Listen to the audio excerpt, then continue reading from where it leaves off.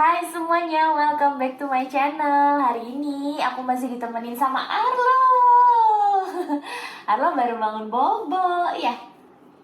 Nah, di video kali ini aku mau sharing sama kalian kira-kira barang apa aja sih yang perlu dibeli untuk newborn baby.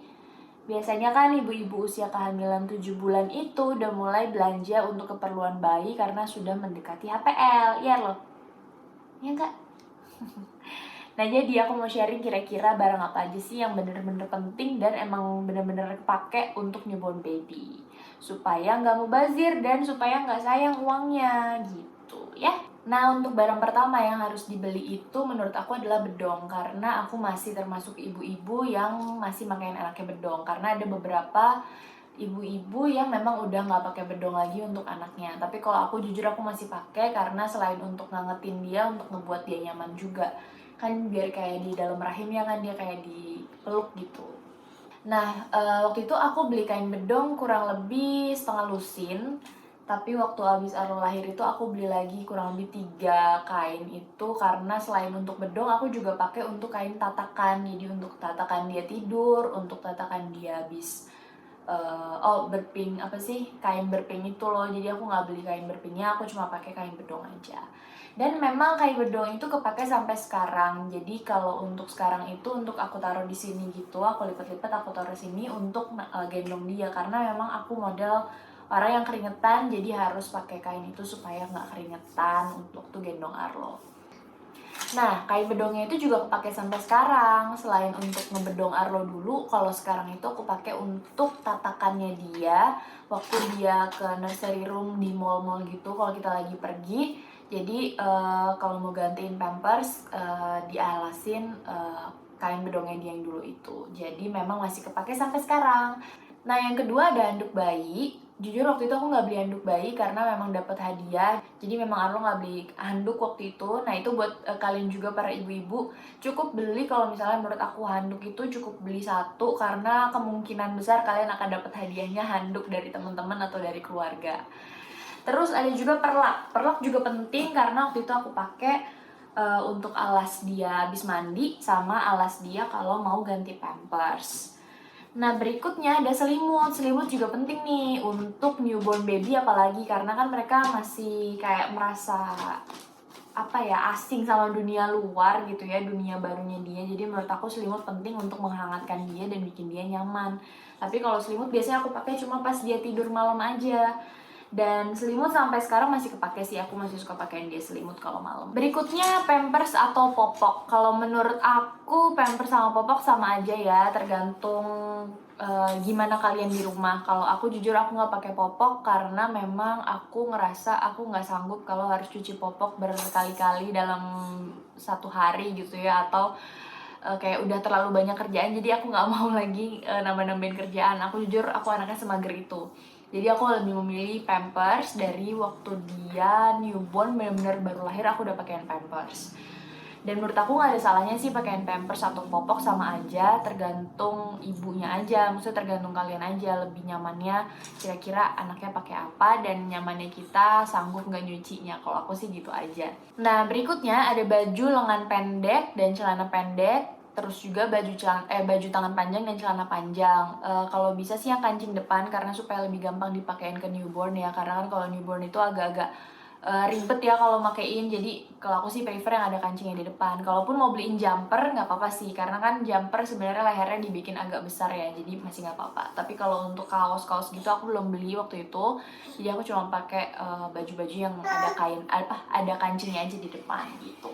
Nah, yang berikutnya juga ada topi. Topi sih menurut aku penting juga ya untuk newborn. Kalau misalnya kita masih di rumah sakit, waktu itu sih aku masih pakein topi di rumah sakit, terus pulang dari rumah sakit, kalau malam aku pakein topi. Apalagi Arlo kan rambutnya dulu nggak ada ya, sampai sekarang juga masih sedikit banget rambutnya. Jadi topi penting banget supaya kepalanya dia anget, nggak cepat masuk angin.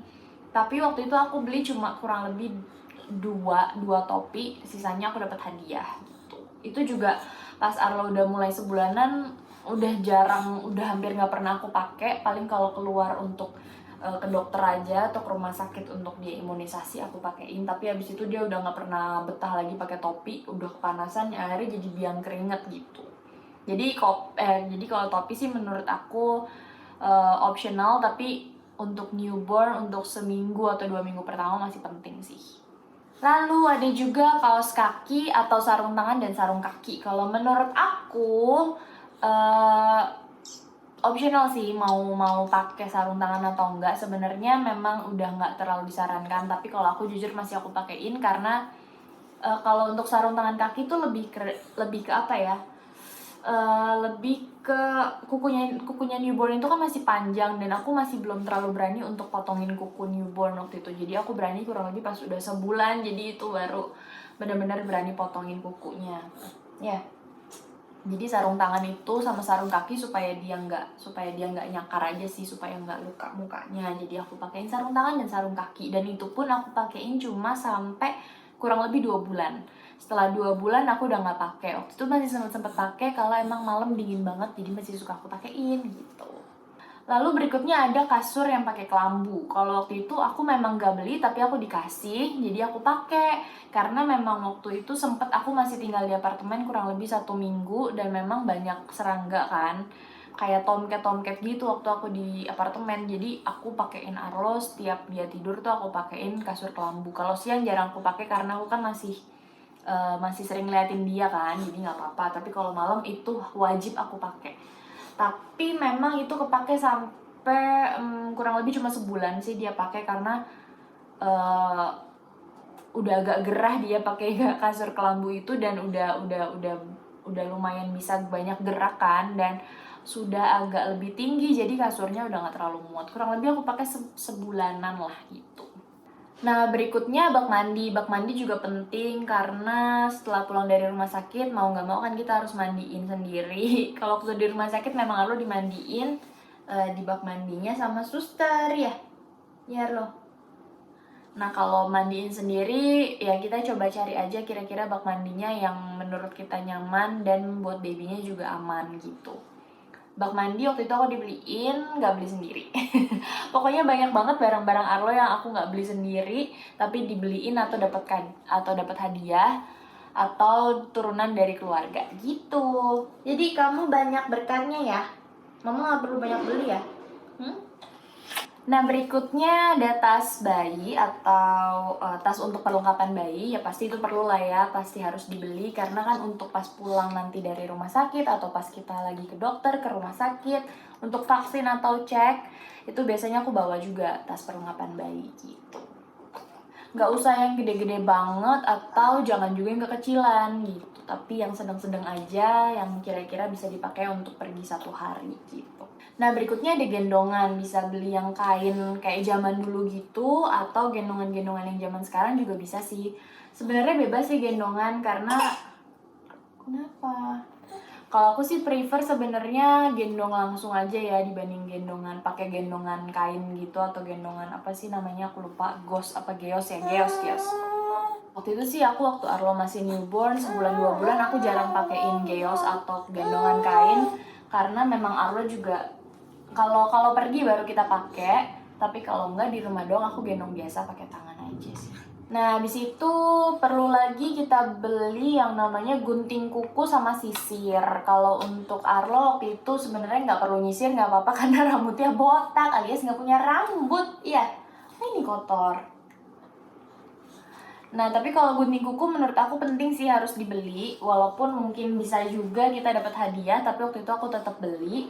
Kalau gunting kuku sih bebas sih, kalian prefer yang mana? Mau yang gunting biasa atau gunting kuku yang kayak gunting kuku orang dewasa, bebas yang mana aja. Yang menurut kalian nyaman aja pakainya. Kalau aku waktu itu sampai sekarang aku masih nyaman kalau guntingin kuku Arlo pakai gunting kuku yang kayak gunting kuku orang dewasa, tapi memang khusus bayi. Nah, sisanya sih perlengkapan yang kecil-kecil aja sih, kayak minyak telon, kolon, terus cotton bud, kapas, terus sabun, shampoo yang khusus bayi semuanya, tinggal itu aja sih. Nah, balik lagi. Kalau tadi barang-barang yang perlengkapan yang kecilnya udah, sekarang untuk bantal guling. Kalau bantal guling menurut aku optional ya. Ada yang pakai, ada yang enggak. Kalau aku sih menurut aku enggak terlalu penting-penting banget karena memang aku dari sejak hamil juga udah komitmen gak mau pakai bantal supaya kepalanya Arlo tetap bulat. Itu sih yang diajarin mama aku, dan memang sampai sekarang kepala Arlo tetap bulat. Nggak tahu karena emang nggak pakai bantal atau gimana ya, tapi aku percaya sih memang karena nggak pakai bantal. Kalaupun kalian mau beli bantal, belilah bantal yang anti peyang atau gimana supaya kepalanya tetap bulat bagus. Kalau kalian udah kelihatan kepala itu kepalanya Arlo ya, di sini dia lagi main sama kursinya biar dia nggak rewel.